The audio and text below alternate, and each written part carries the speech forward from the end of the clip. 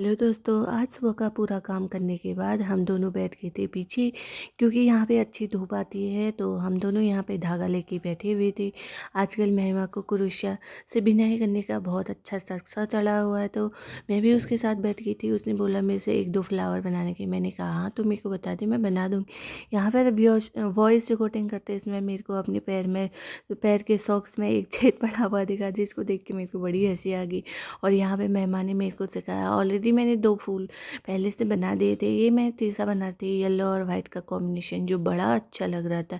ये डेजी का फूल बना रहे थे और मेहमान यहाँ पे फ़ोन में से उसकी पत्तियाँ बनाने सीख रही थी। ये हम फ्लावर पॉट हाथ से बना हुआ घर में डेकोरेट करने के लिए बना रहे थे। और इतने में बच्चों की आवाज़ें आई, वो इतने ज़ोर ज़ोर से लड़ रहे थे, साथ में बातें भी कर रहे थे, लेकिन हम अपने काम में ज़्यादा कॉन्सेंट्रेटेड थे। इसमें जीवा आ गई थी। जीवा शिकायत करने आई थी हमारे सर में लग गई है, तो उसको कितना मनाया लेकिन वो मानी नहीं।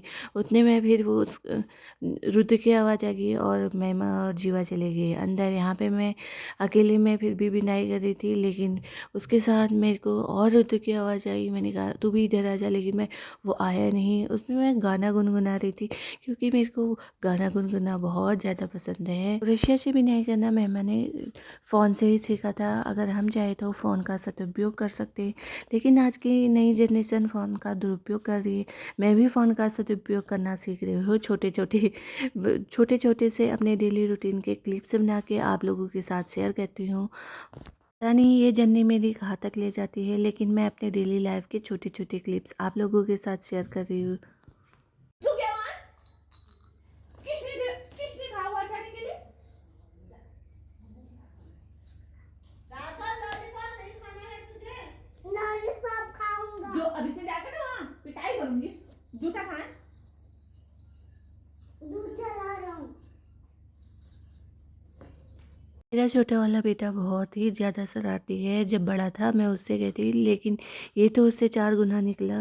बिल्कुल कहना नहीं मानता, दिन भर सॉक्स और टोपियाँ निकालते रहता है। मैं तो दिन भर का मेरा यही काम रहता है, सॉक्स ढूंढो और इसके जूते ढूंढो, इसको पहनाते रहो। अगर ये एक दिन में भी नहीं पहनेगा तो बिल्कुल दूसरे दिन से बीमार हो जाएगा। महाराज को बिल्कुल भी सब्र नहीं है बीमार होने से। महीने के 4 बार बीमार होना है। शाम होते ही हम दोनों निकल पड़े थे आज घूमने के लिए। काफ़ी लंबे समय के बाद गए थे। जब लोग हम यहाँ घूमने जाते थे तो ये रोड बनी हुई नहीं थी, ये फ्लाईओवर रोड बनी थी।